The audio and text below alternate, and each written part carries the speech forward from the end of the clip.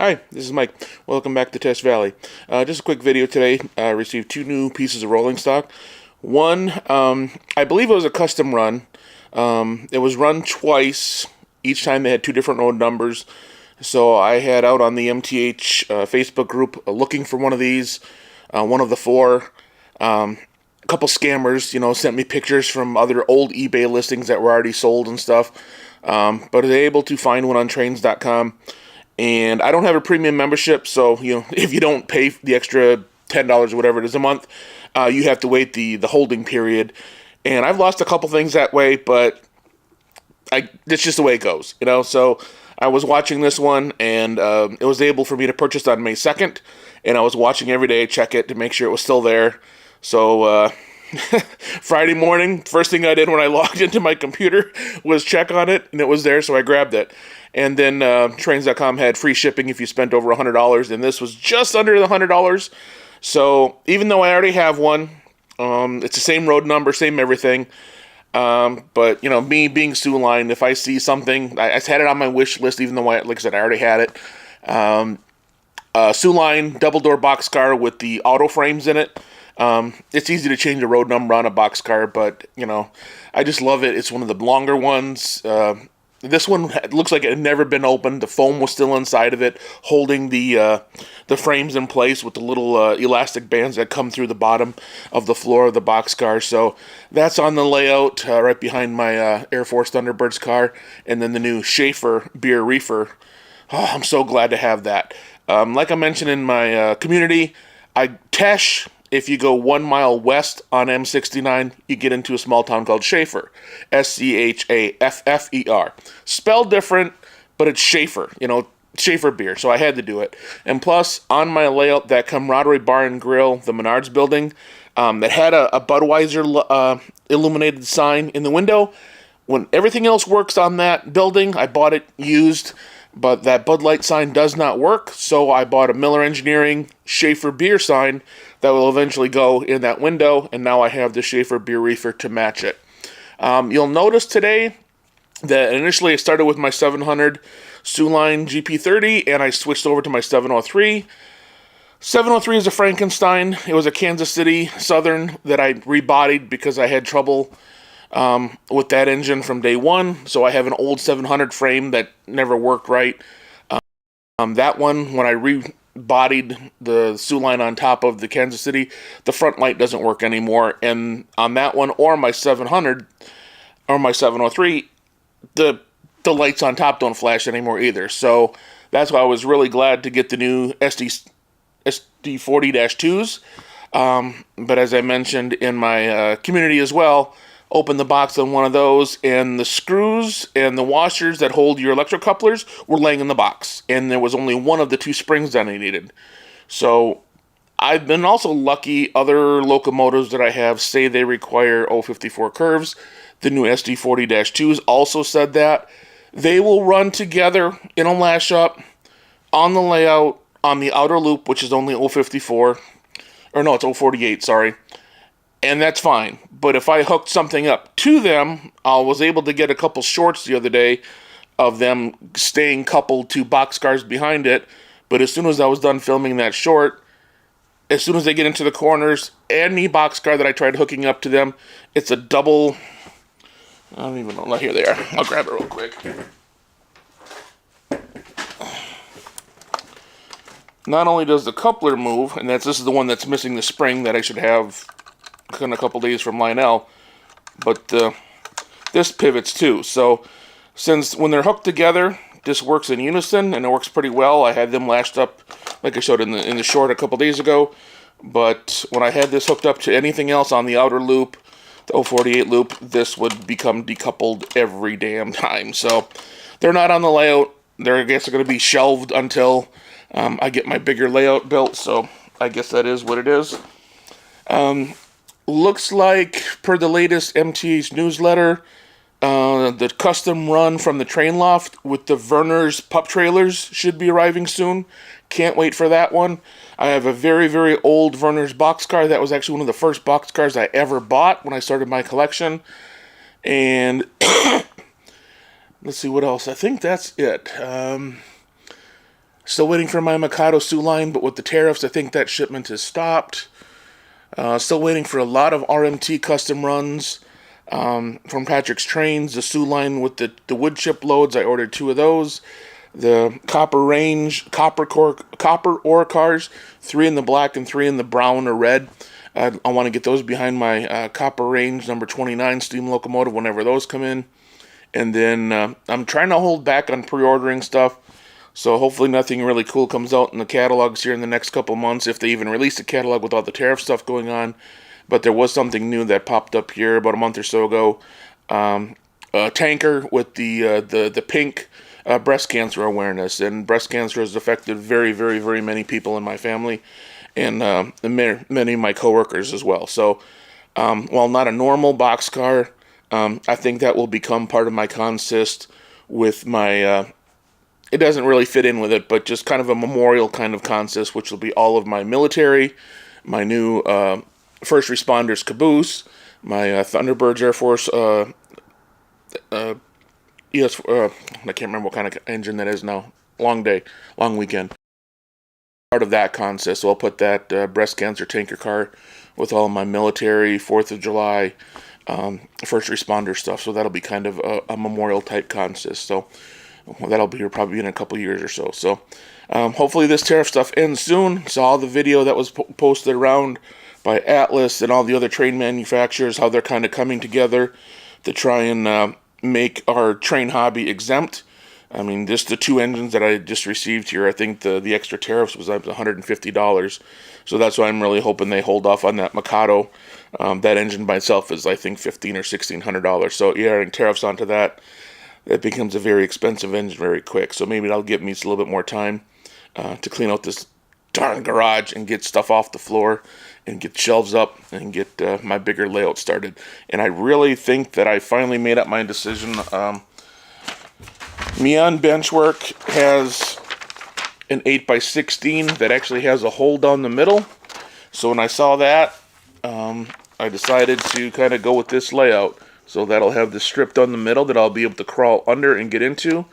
I did have these pieces now. I ordered them from Mr. Muffin.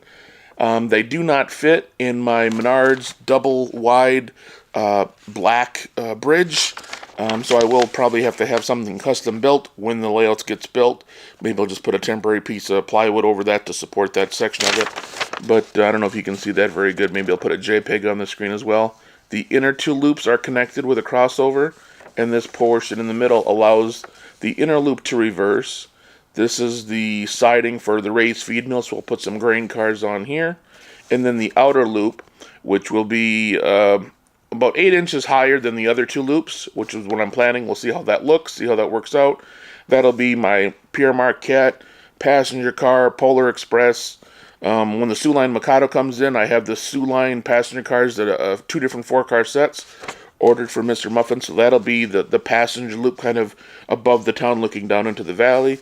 I may fill in partial of the opening in the middle to be able to put some of my buildings and stuff down, since I have so many and I have so many vehicles. But look again, the inner 2 loops will be reversible with this center crossover piece. They'll be able to switch from the inner to the middle loop, and then the outer loop will be all by itself. So 8x16. Mion Benchwork, 8x16 with the 2-foot wide hole down the middle. So that's the latest plan. So we'll see how much progress I get over in the next couple months. My whole family does have 2 different cheerleading competitions coming up this summer. My daughter's also in robotics. We've got that competition coming up soon. My son's graduation from high school party this summer. So it's going to be a crazy, crazy next couple months. I'm trying to get a car from work to bring up to a car show in the Upper Peninsula, since it's the last one. They've been running this car show for 40 years, and the car club has decided, since they don't have new members kind of wanting to take it over, it's going to be the last one. So I'm trying to get one of the accessory marketing vehicles, that's the team I work for, to try and get me one of their cars to bring up to the show to have on display. So that'll be here the end of May, the weekend after Memorial Day. Hopefully I'll be up in Escanaba. So if you see me there, if you happen to be at the Fun Run 2025 car show in Escanaba, I'll hopefully be there with Sounds like it might be a purple Corvette, so I'm keeping my fingers crossed. She told me she has one on order to add to the marketing fleet, so we'll see if that comes to fruition. Well, until I get the next piece of a pre-ordered rolling stock, Mikado, wood grain chipper cars, who knows what's going to be next, other than that Werner's pup trailer car. I can't wait for that one. So hopefully that one will be here within the next couple weeks. So that will probably be the next item that we show on Teche Valley Railroad here. So until next time, thanks for watching. This is Mike.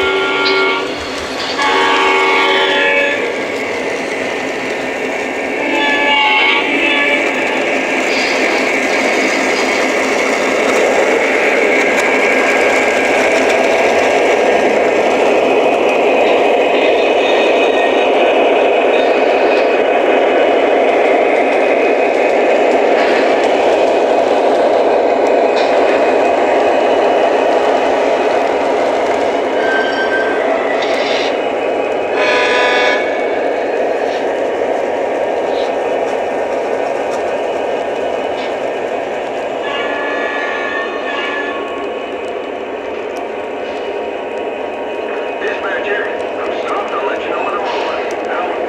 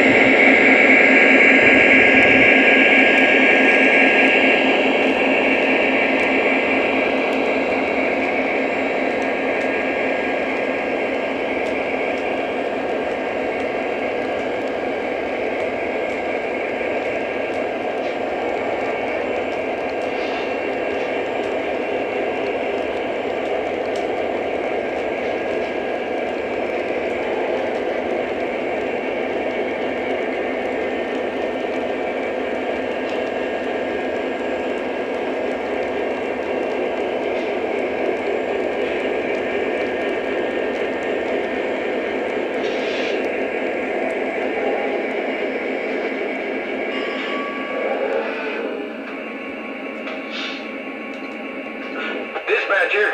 We're signing out and going to beans. Out.